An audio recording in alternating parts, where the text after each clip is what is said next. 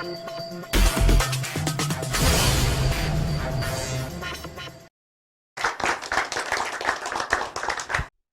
مستقل یکم تاکشو روبرو جوانان و آیین تحمل پذیری. سلام بینندگان عزیز، این موضوع امروزی برنامه روبرو است. ما امروز تصمیم گرفتیم که وابسته به تحمل پذیری و تحمل گرایی جوانان حرف زنیم. انسان در داخل مشکلات زندگی میکند. امروز پرابلمی را پس سر میکند و مشکلات دیگر را استقبال نموده پی رفع آن مشکلی میشود. همین طریق زندگی در دایره پرابلم ساخته شده است. در لابلای این پرابلم ها اگر تحمل پذیر و تحمل گرا نباشیم، عصبمون خسته می شود و ما را به ناکامی برده می رساند. امروز در برنامه نفران شرکت می ورزند که قسمی از جوانان در چندین سمینارها، واخوری‌ها، همایش‌ها، ترینینگ‌ها شرکت ورزیدند که یکی از موضوعهای اساسی آن سمینارها تحمل گرایی بود. تشکیلات جمعیتی اساسیاسیون زیایان علمی تکنیکی تاجیکستان طولی یک سال 2017 لایحه را با مقصد همکاری و دوستی جوانان بین سرحدی دایر نمود که زیاد از 1500 نفر جوانان شرکت ورزیدند و امروز قسمی از این جوانان در اینجا حضور دارند. پیش از آغاز صحبت گزارش منظورتان می‌گردد که از آن سمینارها وابسته به تحمل پذیری آماده شده است. مرحمت.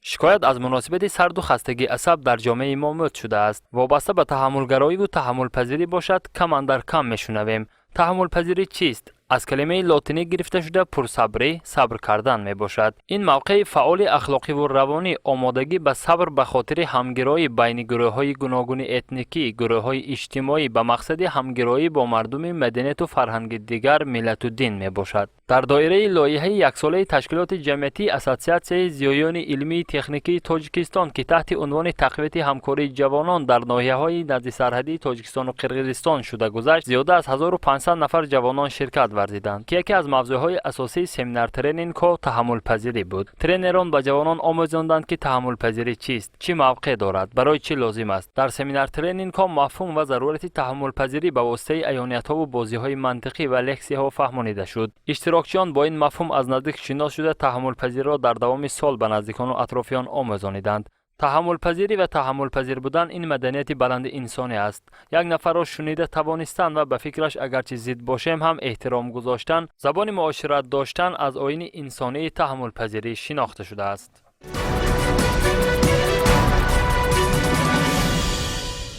در منبر بحث امروز قرار دارند احدخان تیموروف و همچنین اکمل حمیدوف. فکر جوانان را امروز تحلیل می‌نمایند. کارشناس برنامه ما یکی از ترینران این لایحه، همچنین راهبر دفتر منطقوی برنامه رشد سازمان ملل متحد در شهر خوجند، مقصود آریپوف، هر یک شما را خوش آمدید میگویم. خب سوال نخستین من به قهرمان‌های برنامه چنین است. به فکر شما تحمل گرایی این چی است؟ به فکر من تحمل پذیری این میباشد که وقتی که یک شخص فکر خود را بیان میکند، ما باید فکر آن شخص را به خود قبول نماییم. ما نگوییم که گپت خطا یا دروغ است. ما فکر یک شخص را باید به خود قبول کرده بعد فکر خود را بیان نماییم. تشکر. خوب شما چه فکر دارید؟ خیلی درست قید کردن، لیکن باید یک چیز قید کنم که فکر قبول نمودن دیگر است و یعنی که همونه یعنی به همون دقت دادن و همونه یک بار گوش کردن اول دیگر است. وقتی که یک نفر مثلا فکر بیان میکنه شاید که یگان خطاگی و راه دهد، شاید یگان گپی نادرست هم گفته باشد، لیکن تا تمام کردن همون یعنی تا صحبتش تمام کردن باید ما فکر و عقیده همون یک بار گوش کنیم و بعدا وقتی که خطاگی همون فهمیدیم باید خطاگیش هم در یک در نوبت خود باید فهمانده شود که همین جواب مثلا این خیلی باشه دیگر خیلی میشود گفته فهموندن در کار. سلامت باشید. قبول. خب اشتراکچیان چه فکر دارن، چه اندیشه ها داره، چه الهه ها داره؟ عموما از دیدگاه شما تحمل پذیری این چی است؟ تحمل پذیری این صبر کردن، طاقت کردن و به هر مشکلی که دچار آمده اول صبر کرده، راه حل آن را دریافت کرده، بعداً از پس حل آن شدن است. سلامت باشید. حتما میخوان که علاوه وارد کنم. در اینجا ما علاوه کردنی هستم که وقتی که درباره تحمل پذیری گپ میزنیم در جامعه ما این خیلی کم میباشد. شخصانه یافت میشود که تحمل پذیر است. ما میتوانیم این چیزهایی که در خود داریم به جوانان آموزانیم و در رفت این کار ما باید سمینار مشورت ها تشکیل کنیم که جوانان از همین آموزن. خب باز یک سوال الهی دیگر به فکر شما.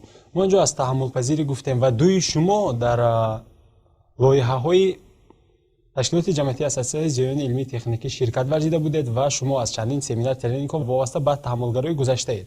Шумо огоҳ ҳастед, аммо инҷо донишҷӯён ин семинарҳоро нагузаштаанд ва пеш аз ҳамон семинарҳо шумо медонистед ки таҳаммулгароӣ чӣ аст. Ва саволи дигар, имрӯз ҳамаи ҷавонон дарк карда метавонанд ки таҳаммулпазирӣ ин чӣ аст ва онро ба тарзи комил гӯем ки қабул карда метавонанд? نه همه جوانان میدونن که تحمل پذیری چی است. باید جوانان این تحمل پذیری رو باید در مکتب ها جاری کرده شود همچون فن برای آموزاندن هر یک جوانان. خیلی که میگویند اگر تحمل پذیری نباشد جوانان میتوانند فکری خود رو یعنی عصبانی خود رو ویران نمایند.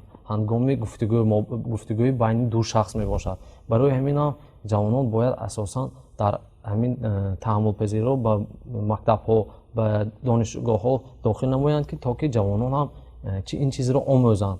تا اونجایی که من در این семинар машварат иштирок карда будам медонистам на онқадар пурра, аммо ҳозир бошад хеле ки дар ҳамин семинар машваратҳо иштирок намудам омӯхта тавонистам ва ба худ дарк карда тавонистам таҳаммулпазирӣ чи аст. саломат бошед. хуб, шумо чӣ фикр доред акмалҷон? умуман ҳамаи ҷавонон дарк мекунанд? албатта ҷавонон аксарияташ имрӯз дар бораи таҳаммулпазирӣ маълумот доранд, ба қадри кофӣ набошад ҳам маълумот доранд.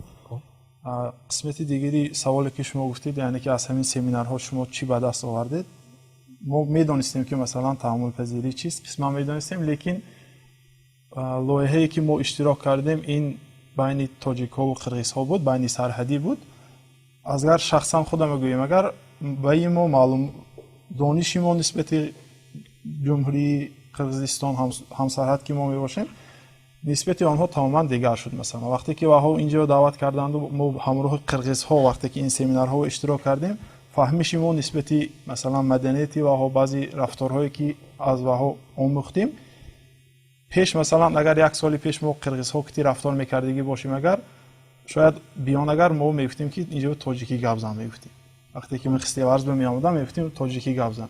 Лекин вақте ки омаданду мо ҳамин таҳаммулпазирӣ омӯзонданду яъне ки фикри ваҳои қабул кардану вақте ки ҳамин чизои мо омӯхтанд, аллакай вақте ки ваҳо қирғизӣ гап мезананд, мо якбор чикор мекунем, аввал фикрашона гуфта мешаванд забони худашон, мо фикрашона қабул мекунем, баъдан мегӯем ки масалан ман ҳамин вайтона масалан нафаҳмидам, ё ҳамин чизаша ман нафаҳмидам, забони худамо ки фаҳмида мегирем. Пештар рафтори мо тамоман дигар буд, яъне ки мо тамоман аз ҳамин семинарҳо як чизи наво қабул кардем аз худам. саломат бошед, ташаккур. Ва ман инҷо роҳ меовардам ба донишҷӯён ва савол медодам ки умуман шумо дар мактаб вақте ки таҳсил кардед ва дар донишгоҳ чун имрӯз таҳсил карда истодед, вобаста ба истилоҳи таҳаммулпазирӣ ягон маълумоте доштед? ин чиз чӣ аст ба нигоҳи шумо, аз нигоҳи шумо?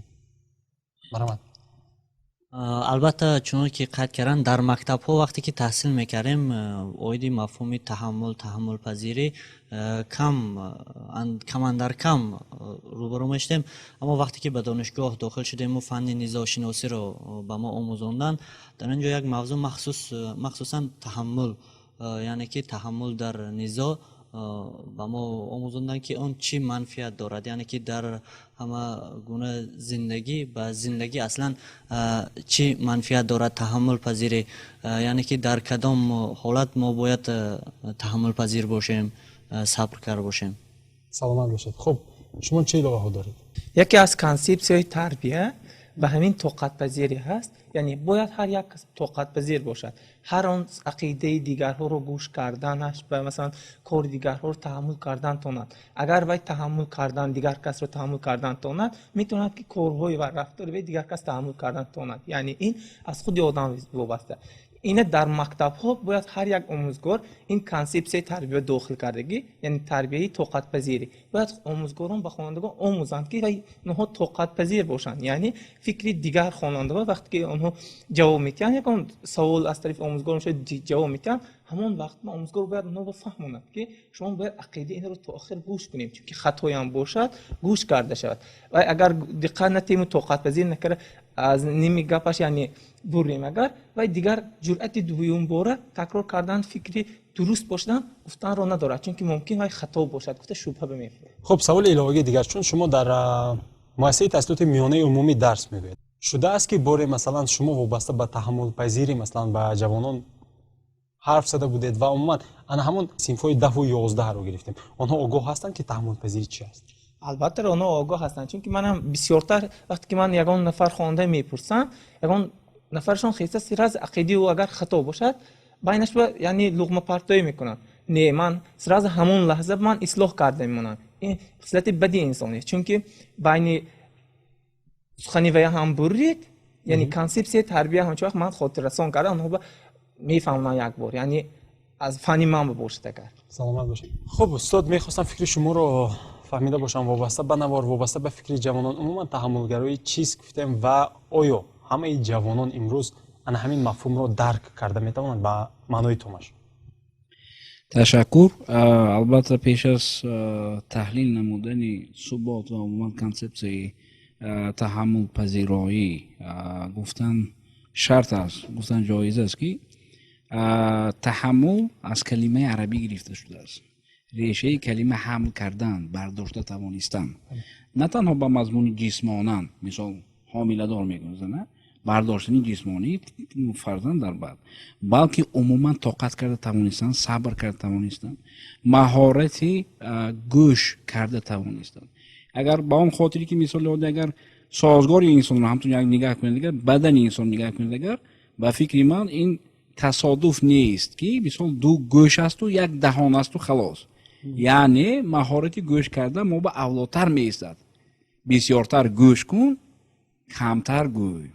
онче ки шумо инҷо ба баҳс карда истодед ин дуруст аст. мисоли оддӣ як маҳорати мобайни якдигар гап зан, лекин таҳаммулпазиро будан, яъне таҳаммул карда тавонистан на танҳо мобайни ҷавонҳо, балки ин ки сифати асли инсони комил аст, инро бояд ки аз ҳамон гаҳвора сар карда истода фарзандҳо ба ёд додан накор ки тавонанд ки якдигариҳошонро тоқат карда тавонанд. ин сарфи назар аз он ки мисоли оддӣ декларатсия аз ҷониби ЮНЕСКО, яке аз ҳамин оҷонсиҳои созмони милали муттаҳид, резолюсияи алоҳидаи 561 аз соли 95 қабул карда шуда бошад, декларатсия принципов толерантности мегӯяд. лекин ин асоси ҳама намуди тарбия аст. яъне шахсе ки сифоти таҳаммулӣ надошта бошад, яъне муҳмил набошад, ва аллака аз бисёр кӯчаҳои тарбияи инсонӣ берун аст. яъне ва шахсро инсони комил гуфтан хато аст. яъне таҳаммул карда тавонистан ин на танҳо маҳорати гӯш карда тавонистан якдигар аст, балки қабул карда тавонистани он чизе ки мисол додӣ вай одам чӣ хел аст ва бо он чизе ки дорад вай паст мевай, баланд мевай, вай камақл ми, вай доно ми, ана ҳамуна бешарту беягон хе айбу беягон хе чӣ қабул карда тавонистан, ҳамчун як инсон қабул карда тавонистан. маҳорати гӯш дода тавонистан мисоли оддӣ баъзан мешавад ки як шахс гапи суханҳои нодуруст гуфта истодааст. шумо ҳуқуқи ислоҳ карданро доред. бале дуруст аст, одобаш он аст ки мегӯянд ки изои бандаи муъмин ҳаром аст, на дар он вақте ки назди ҷомеъ ба ин чиза гуфтанд. шумо лекин ҳуқуқ ва бояд ки аз гарданатро соқит карда тавонистон дакор ки ин гапҳоро гуфтӣ, ман таҳаммул кардам, лекин ин нодуруст аст. яъне ислоҳкорӣ ҳам яке аз сифатҳои таҳаммулӣ ҳисоб мешавад. барои ҳамин ҳам таҳаммул карда тавонистан ин на танҳо ин маҳоратҳо, балки изофатан маҳорати меҳрубон будан ба якдигар, маҳорати бахшида тавонистан, агар мисоли оддӣ шарти хато кардан бошад, агар маҳорати муошират карда тавонистан, маҳорати равобит карда тавонистан, ин ҳамаи ҳамиҳо аз сифатҳои таҳаммулӣ аст. мисоли оддӣ мо бисёр ҷавоб хондаем, дидаем, шунидаем. шайх садӣ чӣ мегӯянд? бани одам аъзои якдигаранд ки дар офариниш як гавҳаранд. чу узверо ба дард оварад рӯзгор, дигар узвҳоро намонад қарор. лекин ин бо ҳамин чиз тамом намешавад.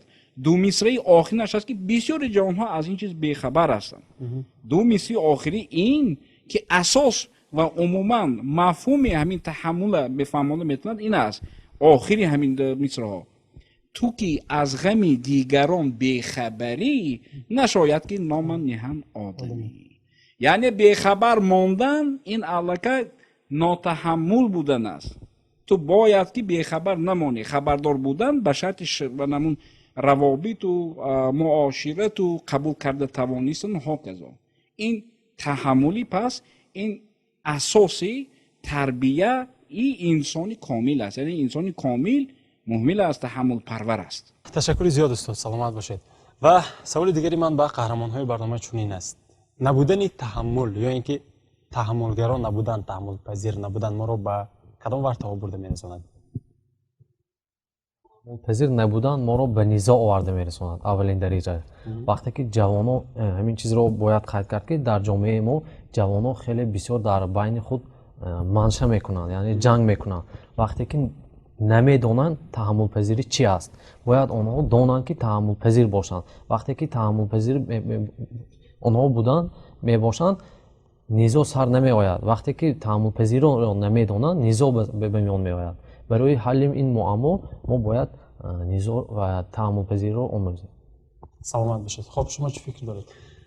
نبودن تحمل پذیری به چه حالت داره میرسه؟ نبودن تحمل پذیری البته خیلی گفتن نزاع جنجال بین مثلا دو شخص اگر وقتی که تحمل پذیری نباشد نافهمی و آمده میرساند، بینشون زنازلی میشد. شاید یگان زنازلی کرده کشاکشی آورده میرساند.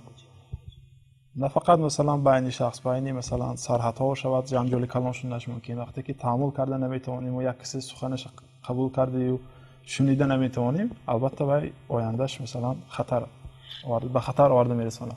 سلامت باشید. تشکر. خب شما چه فکر دارید؟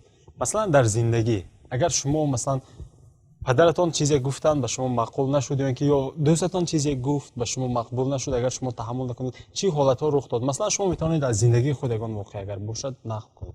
چه فکر دارید؟ تحملگرا نبودن به چی حالت‌ها آدم میرساند؟ تحمل پذیر نبودن البته شخص رو گویم به نابودی هم برده میرساند. گویم خطا نمیکنیم. وقتی که مثلا زن و شوهر بین همدیگر دعواها میشود و تحمل از جانب یک نفر آنها تحمل پذیر نباشد، اگر آن اوله سالم نیست، آن اوله به دوری ها نمیبرد. یعنی که تحمل از خودی اوله سر میشد تا جامعه. یعنی که ما اول خود رو فهمیده، بعدا آن شخصی که در نزدیکی ما هستند آنها رو فهمیده توانیم، بعدا ما میتوانیم که در جامعه موقع خود رو پیدا کنیم، بعدا میتوانیم که در جامعه سخن رانده اینچنین فهمیده توانیم، یعنی که در جامعه چه گپ و چه حرف رفته شده است. سلامت باشید.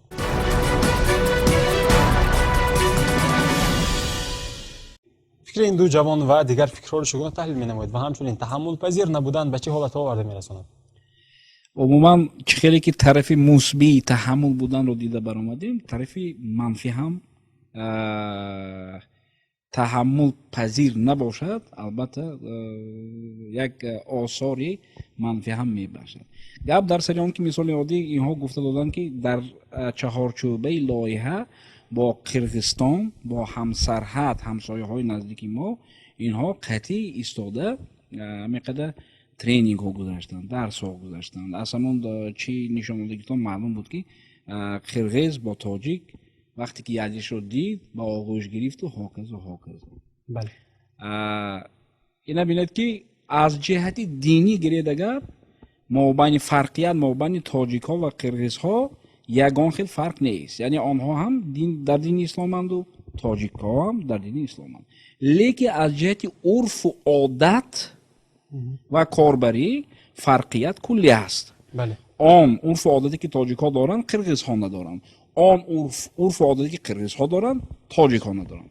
لیکن به هر حال یعنی فرق در اساس بودن فرق، این فرق های پسی سر کرده است، آنها را همچون انسان پذیرفتند و آنها هم نسبت ما همچون انسان ما را پذیرفته است، انسانانه مناسبت کردن. این علاقه تحمل پذیری است، یعنی قبول کردن دیگرها صرف نظر از فرق ها در دین و ادیان و عرف و عادت و هاکذا. اکنون که همین چیز نباشد نافهمی به میان میاد. مثال عادی در عائله ها هم گفتن که نزاع ها پیدا میشد. یعنی شوهرش یک چیز گفت همسرش نفهمید، داد و وای و جنجال سر میزنه. بله. акнун як тараф бояд ки ҳамин хел одат аст, ҳамин хел тавсия ҳам шудааст дар дин ки як кас бояд ки вазнин бошад. Агар хуҷандиҳои гап шуд камтар вазнин шуда, ақалла як кас вазнин бояд. Анамон калимаи вазнин будан таҳаммулпазир будан аст. дуруст аст. дуюм чиз, як инам аз гуфтор аз урфу одат гирифта, феъла фурӯ дода тавонистан. ин маҳорати бениҳоят бузург аст. ана ҳамун шахсе ки феълашро фурӯ бурда тавонист, вай таҳаммулпазир аст. бале акси кор агар як тараф камтар вазнинтар набиёду сабру тоқат карда натавониста истода, агар ҷангу ҷанҷола давом додан гирад, мутаассифона оила аз байн меравад. агар мо миллатҳо, ҳамсарҳоҳо, ҳамсояҳо якдигариҳомоя сарфи назар аз ин фарқиятҳо дар дину дар фарҳангу дар маданияту дар урфу одат қабул карда натавонем, мобайни ду миллатҳо низо пайдо мешад, ҷанг мешад. ана барои ҳамин ҳам вақте ки ман гуфтам ки ин асоси тарбияи инсони комил аст, яъне инсони комил будан хоҳӣ, ту бояд таҳаммулпазир бошӣ. аз таҳаммул гуфта истода тамоми ҳамин сифатҳои неки инсониро ки дар китобҳои панду ҳикмат, ҳатто дар Қуръон, на ҳатто умуман аз Қуръон сарчашма мегиранд, сабр карда тавонистан, қаноат карда тавонистан, феълро фурӯ бурда тавонистан, камтар вазнинтар будан, бисёртар гӯш кардан, камтар гуфтан, қабул карда тавонистан ва ҳоказо ҳамаи ҳаминҳо таҳаммул аст. ташаккури зиёд устод. Беҳуда нагуфтанд ки агар феълат ки омад то 10 шумориё агар феълат ояд биниятро газ мегӯянд дар урфият. бале дуруст аст. саломат бошед устод. ташаккури зиёд. Ва боз як чизи дигар, аз нигоҳи психологӣ ҷавонон бештари маврид нисбат ба калонсолон дида камтар таҳаммулпазир ҳастанд. ин чизи маъмулӣ аст, чун онҳо ҳоло ҷавон ҳастанд, ҳоло торҳои асабашон ба қавле тезтар таранг мешавад. хуб, ва ин сабаб мешавад ба ҷудошавии оилаҳо ва дигар, масалан гуфтем ки инҷо гуфтем низову дигар. хуб, пас таҳаммулгароӣ барои ҷавонон аз куҷо омӯзонда шавад? шумо чӣ фикр доред? дар куҷо бояд амин истилоҳи таҳаммулпазириро омӯзонад?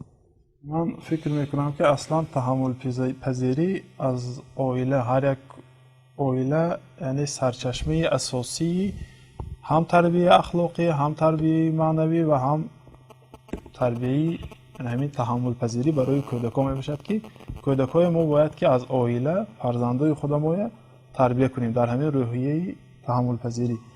мисоли оддиш вақте ки масалан байни зану шавҳар ягон нофаҳмӣ мешавад, ё масалан вақте ки пеши фарзанд ба ҳамсари ман як гапе мегӯяд, ман набояд ки масалан гапи вае бурам, мисол ту занданта пеш гуфтан дар кор неё, як бор пеши бача бояд ки аввал гапша шунавем. вақте ки ана ҳамин рафтори моя бача мебинад, ё вақте ки мо байни ҳамин ҳолат аллакай пеши фарзандамон ҷанҷол мекунем ё занозанӣ мекунем, аллакай вай бачаро чӣ кор кардем, мо омӯзондем, ҳамин рафтори худамон вай аллакай аз мо омӯхт. вай пагоҳ боғча мерад, як вай ашкити ҳамгурӯҳ ашкити ҷанҷол мекунад, ё вақте ки мактаб меравад, аллакай мумкин ки мактаб ба ҷанҷол мекунад. яъне ки аз оила, аз боғча ва аз масалан мактабу донишгоҳ метавонад ҳамин тарбияи таҳаммулпазирӣ ба фарзандони мо, ба ҷавонони мо омӯзонад. ҳамчунин васоити ахбори omma, масалан телевизиону, масалан аз киноҳоям метавонем ба ҷои масалан киноҳои масалан ҳамун туркие ки имрӯз аксарият ҷавонои мо мебинанд, бачаҳо масалан ҳатто маҳаллаҳоям бозӣ мекунанд, масалан ман фалон будам андозу масалан ҳамин хел бозиҳое ки ҷавонон мекунанд, аллакай ҳамун киноҳои туркӣ гирифта шудагӣ. вақте ки телевизиони мо, вақте ки ана ҳамин васоити ахбори оммаи мо наметавонад ваҳои қаноатманд кунонида, вақте ки ана ҳамун чизҳое ки таҳаммулпазирӣ одам мерасонад, ҳамонҳо мо намоиш намедиҳем, ва аллакай ҳамун чиз. саломат бошед. хуб, мо камтар берун рафтем, аммо вобаста ба вазифаи асосии васоити ахбори omma фикрҳо ва баҳсҳо гуногун ҳастанд. бархе мегӯянд ки вазифаашон иттилоърасонӣ аст, бархе мегӯянд ки маърифатӣ низ буда метавонад. хуб, ин чиз масъалаи дигар аст. ки ба мо таҳаммулгароиро омӯзонад? оила, мактаб ё ин ки омӯзгор? хуб, аз куҷо омӯзад? таҳаммулгароиро аз куҷо омӯзонда шавад?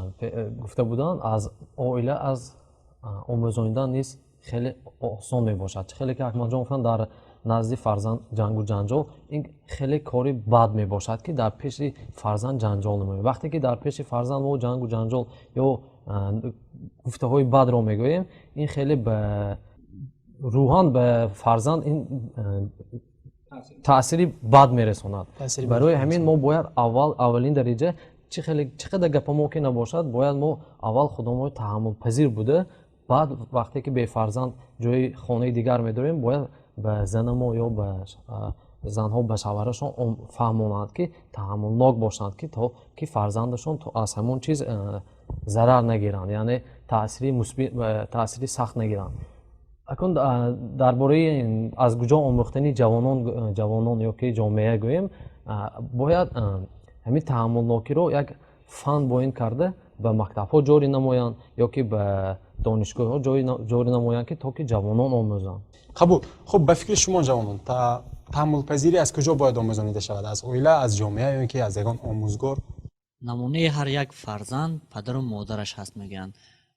ин дуруст аст. вақте ки дар ҷомеа мебинем он оилае ки падару модар кам ҷанг мекунанду яъне ки ба маърифат ҳастанд, фарзанди онҳо низ дигар гуна тарбия дорад ва он падару ва он оилае ки мебинем ки худ ҷанҷолӣ ҳастанд, фарзандони онҳо дигар аст.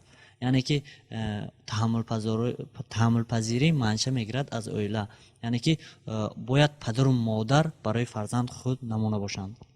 саломат бошед, ташаккур. чӣ иловаҳо?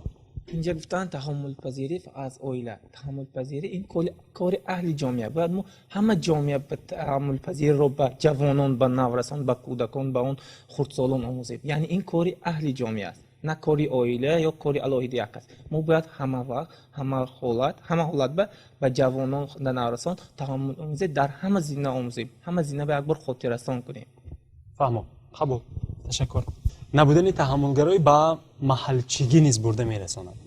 як мисол, шаҳриён деҳотиёнро қабул карда наметавонанд, чӣ хеле ки деҳотиён шаҳриёнро дигар мешиносанду дигаргуна баҳо медиҳанд. ва маҳалгароӣ ҳаст дар ҷомеаи мо, ин чиз пӯшида нест. ва набудани таҳаммулпазирӣ низ сабаб шуда метавонад ба маҳалгароӣ. масалан гирем агар маҳалгароӣ гуфтед, вақте ки як маҳаллаву як маҳалли дига масалан хуҷанду масалан маҳаллаҳои дурдастара гирем агар лаҳҷаи гап заданашон ҳам масалан фарқ мекунад. вақте ки мо лаҳҷаи гап задани як маҳалла ба худо мо қабул карда наметавонем, вақте ки хуҷанд мебиёну давраи донишҷӯӣ масалан гап занем байни худамо як шӯхиомез вай мекардем ки масалан аз ин лаб он лаб гуфтаю масалан ҳамин хел суханҳо буд. вақте ки мо ҳамун лаҳҷаи ваҳои ба худамо қабул карда наметавонем, таҳаммул карда наметавонем ҳамин лаҳҷаҳоя, аллакай маҳалчигӣ ба миён меояд. масалан ту кони бодомӣ будӣ, масалан ту хуҷандӣ будӣ, ту аз фалон ҷою аз фалон ҷои дигар оварда мерасонад. ҳамин қабул. саломат бошед. ҷон пешниҳод кардан, бале аз лаҳҷаи инсон ҳам низ низоъ яъне таҳаммулпазирӣ дидан мумкин аст ки вақте ки мисол аз ноҳияҳои дурдаст ба донишгоҳҳо омда мехонанд суханҳои баъзе калимаҳое ҳаст ки шаҳриҳо ин калимаҳоро намедонанд. ба мисли калимае ки калимаи хорӣ яъне ҳақорат кардан. вақте ки як шахс мегӯяд ки маро хорӣ накун мегӯяд, шахси дигар механдад, шаҳрӣ механдаду мегӯяд ки хорӣ чӣ бошад. аз ҳамин ҳам сабаб ҳам таҳаммулпазириро омӯзонидан. бале ва ин масалан қабул накардани шеъри ҳамдигар ё ки масхара кардан ба низоъ оварда мерасонад, боз ҳам натиҷааш низоъ мешавад. саломат бошед, ташаккур. хуб устод, ин ду масъаларо шумо чӣ гуна баҳо медиҳед? ва умуман ман мехостам фаҳмида бошам ки таҳаммулпазирӣ аз куҷо бояд манша гирад? ки омӯзгори ин фан бошад? ҷомеа, волидон ё ин ки ягон омӯзгор? чӣ хеле ки ман гуфтам, яке агар сифати инсони комил бошад, пас чӣ тавре ки дар панду ҳикматҳо пешина ё дар асоси ҳадиси набавӣ омадааст, тарбияи фарзанд аз гаҳвора сар мешавад. ин масъала масъалаи тарбия аст. яъне масъалаи таҳаммул карда тавонистан дар ҳама намудаш бояд ки аз ҷониби падару модар сар шуда истода. чӣ хеле ки гуфтанд дар тамоми дигар тӯл ва зинаҳои ҳаёт аз ҷониби муҳит идора карда шуда.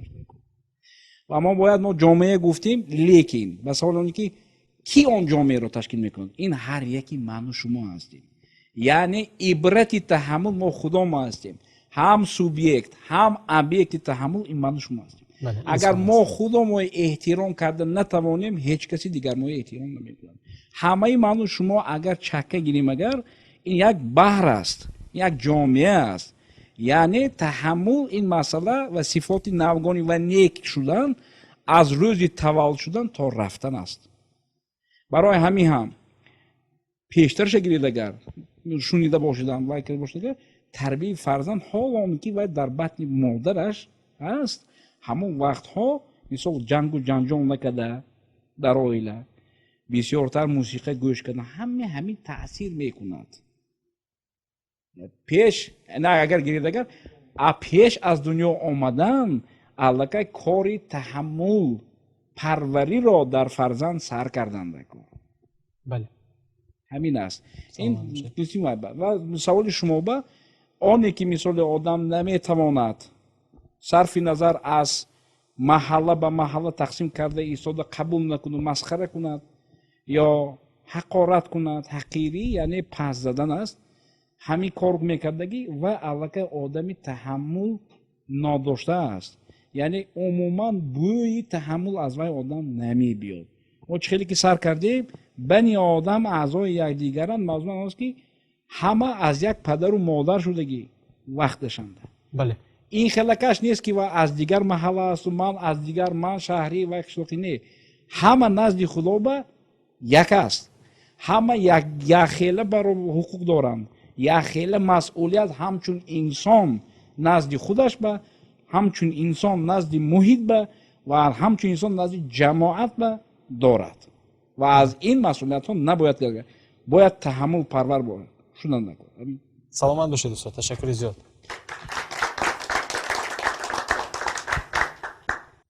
امروز ما بیشتری موارد در نوار نیست شنیدیم که بیشتری موارد از خستگی عصب و سردی مناسبت شکایت میکنیم.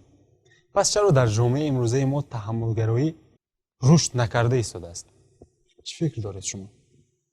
سبب‌های رشد نیافتن تحمل پذیری در جامعه در چه است و از نگاه شما در کدام عامل‌ها بوده میتواند؟ سبب‌های مثلا اساسی همین مثلا رشد نیافتن تحمل پذیری ما فکر میکنم که این یعنی که در مسئولیتی پدر و مادر اساساً که تربیه فرزندا وقتی که از عائله ویران می شود وقتی که از عائله ما نمیتونیم بچه ما فرزندای ما وقتی که ما همچون تحمل پذیر تربیه کرده نمیتونیم علاقه وی کلان شود تحمل کرده نمیتواند. مثلا خب خیلی که از این پیش قید کردیم خب دانشگاه باشد خب بین دوستاش باشد وقتی که یگان رفتار یک دو پیش میبیند هم سبقش باشد مثلا یا یگان هم نشینش میبیند وقتی که قبول کرده نمیتواند علاقه شاید که هم یگان مقابله نشان تیدو زید برود. تشکر. آقا جان روزی هستید؟ ما فکر خودم را بیان کردنی هستم وقتی که در تحمل پذیری رو از عائله باید آموزاندن ممکن است گفته بودیم. وقتی که در عائله میگوییم وقتی که در عائله فرزنددار میشویم فرزندان خود رو به باغچه ها میتیم یا مکتب های میانه مکتب های عائلی میتیم. ما باید اول فرزند که خیلی که در عائله تولد مییابد باید اولین درجه آن رو مادر در نزد مادر آن تحمل پذیری رو آموزد. وقتی که مادرای امروزه به کار داده شدن یا پول داده شدن با یک فکرهای دیگر یا به اینترنت ها داده شدن وایبر یا واتساپ وقتی خود رو بیهوده صرف میکنند آنها نمیتوانند فرزندهای خود رو آموزانند. آنها باید اولین درجه فرزندهای خود رو تربیت نمایند که تا اینکه تحملناک باشند. خب شما خودتون عائله دار هستید. بله. فرزند دارید؟ خب از همین خردیش مثلا شما چگونه مثلا روانه میکنید تحمل پذیری رو چگونه میآموزونید به فرزندتون؟ اگر راههایش باشد میگفتید. بله راههایش بسیار است. من عائله دار میباشم در نزد فرزندم من هیچ وقت جنگ و جنجال رو به میان نمیبیارم. وقتی که جنگ و جنجال میشد مثال یگان گوجانده که عائله نباشد همونجا جنگ هست نیست نافهمی ها میشود لیکن میگویند در عرفیت سنگ وزبین رو آب گران نمیرود.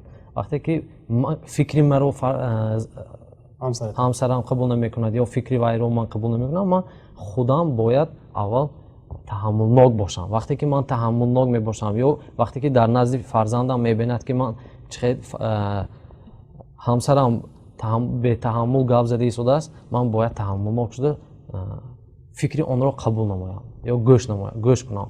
вақте ки гӯш мекунам, баъд ман фикри худамро баён карданам мумкин. аз ҳамин ҷо омӯхтанаш мумкин аст фарзандо. саломат бошед. марҳамат. вақте ки масалан бием агар дар оила фарзанди ман масалан ба ман гап мезанад, ман бояд ки гапи ве то гуфта шуданаш гӯш карда тавонам. вақте ки фарзанд бо як ҳиссиёти худаш, бо як ҷаҳони худаш кити гап мезанад, вақте ки ман ба гап мезанад, ман ҳеҷ вақт ве масалан ин гапат хато вақти гап заздостагӣ шанда ве боз доштан дар кор не. вақте ки ве гап мезанад, гапиша шунда ҳамаша масалан сони гап зазан дар кор. бисёри падару модаро ман медонам ки вақте ки бача гап мезанад, аксарият модарои ман шунидагӣ масалан данта пӯш гап назан мегӯ масалан. ин чиз пӯштан фарзанд вақте ки гап мезанад, бояд ки мо аввал гапи ве гӯш карда тавонем, то ин ки вақте ки мо гап мезанем, фарзандам моя гӯш кунад. вақте ки мо сухани ве гӯш мекунем, баъдан вай моя гӯш мекунад. саломат бошед. ташаккур. инҷо коршиноси барнома низ гуфтанд ки яке аз рукнҳои асоситарин шунида тавонистан аст. хуб, ҷавонҳо чӣ иловаҳо ҳаст? марҳамат раҳмон алӣ. сабаби асосии рушд накардани гӯем таҳаммулпазирӣ дар он аст ки аз ҷониби падару модарон, аз ҷониби омӯзгорон кам омӯзонда мешавад. камандар кам аст ки он устоде гӯяд ки бо сабр бош, он падару модаре аст ки дар ҳама кор сабр кун, камандар кам аст. ва баъдан боз сабаби дигарашро ман дар сомонаҳои иҷтимоӣ мебинам ки мо бисёрӣ мебинем аз сомонаҳои иҷтимоӣ ҳама ҷавонон тамошо мекунанд ҷанг, филмҳое ки ужас филмҳои ҷанг ҳаст. ин ҳам бурда мерасонад ба таҳаммулпазир набудан, яъне ки ба ҷангара будану ба фаҳмо. саломат бошед. хуб, ташаккур. қабул. хуб, боз ҳам мехостам аз коршиноси барнома пурсида бошам устод. сабабҳои дар ҷомеа гуфтем ки тақвият наёфтани таҳаммулпазирӣ дар чист? ин ҳозир мисолҳои пеш аз ин ва ҷавоб додам, ман мехостам як камтар бошад ислоҳот ҳамин тарзи фикрронии ҷавонҳо ба дохил кунам. мо мутаассифона дар ҳамин баҳсҳо бисёри айбҳоро дар падару модар, дар устодони донишгоҳ ё мактаб ё боғчаҳо дида истодем. вале ин дуруст аст ва қисман, чунки чӣ хеле ки ман гуфтам, шахси таҳаммул карда метавонистагӣ бояд он ки маҳорати таҳаммул карда тавонистанро дар худаш парварад. айбро дар дигарҳо ҷустан кори осон аст, лекин чӣ манъ мекунад ки ҳамин ҷавонҳо ки гӯё дар оилаҳошон тарбия дуруст гирифта натавонистанд ё ки дар донишгоҳҳо тарбия дуруст гирифта, чӣ онҳоро манъ мекунад ки рафта истода китобҳо гиранду китобҳои дуруста хонанд? чӣ онҳоро ё ки онҳоро манъ мекунад ки аз дидани филмҳое ки умуман лозим не дасткашида истода аз филмҳои дуруст истифода баранд? барои ҳамин ҳам ман нагуфта истодам ки айб нест онҳо ба, лекин ба ҳар ҳол мисол оди ҳамин як ақида ҳаст ки гӯё ки муаллими мактаби миёна вақте ки падару модарҳои даъват мекунанд, бечораҳо пурра айбдор карда мешаванд ки ин фарзанди мана бутун тарбияш нест. бебахшед, фарзанди шумо тарбияш нест, ин ҳамин хел тарбия карда омадагӣ. муаллимҳоям иштиром мекунанд, кӯгман мекунанд, лекин ақидаи дуруст он аст ки ба ҳар ҳол мактаби миёнаву хонад ҳам 80% тарбияи фарзанд дар гардани волидайн аст. яъне чӣ хеле гуфтем, таҳаммул парвар будан, кори таҳаммулӣ аз ҳамин овони кӯдакӣ сар мешавад дар оила. баъд аз оне ки аввал кӯдак калон шуд, мактаба мерад ва ҳамин тӯли зиндагиш ба инсон бояд ки ҳамин маҳоратро дар худ парварида тавонистанаш лозим аст, на ин ки айбҷӯ будан. охир бафтага шумо мана ҳамин хел тарбия кардам, ман ҳамин хел не. чӣ туро манъ кард ки аз ҳамин чиз даст накашӣ? ту метавонисти ки охир дигар роҳре ҳамин роҳҳои интихоб дар назди мо ҳаст ку. барои чӣ мегӯям ки дар муаззони саъдӣ агар гиред агар чӣ гулистонаш як ҳикоя омада буд. ин ҳикоя вақти мактабиён дарс медоданд, мегуфтанд ки аз саъдӣ пурсиданд ки ту адабро аз кӣ омӯхтӣ? аз биадаб. дидам маъқул нашуд накардам. ки моро ё чӣ моро манъ мекунад ки ана ҳамин ибрати мо бошад? дидим маъқул нашуд, накардем, таҳаммул парвариро пешгирӣ кардем, пешбарӣ кардем ва ҳоказо. саломат бошед. ташаккури зиёд устод.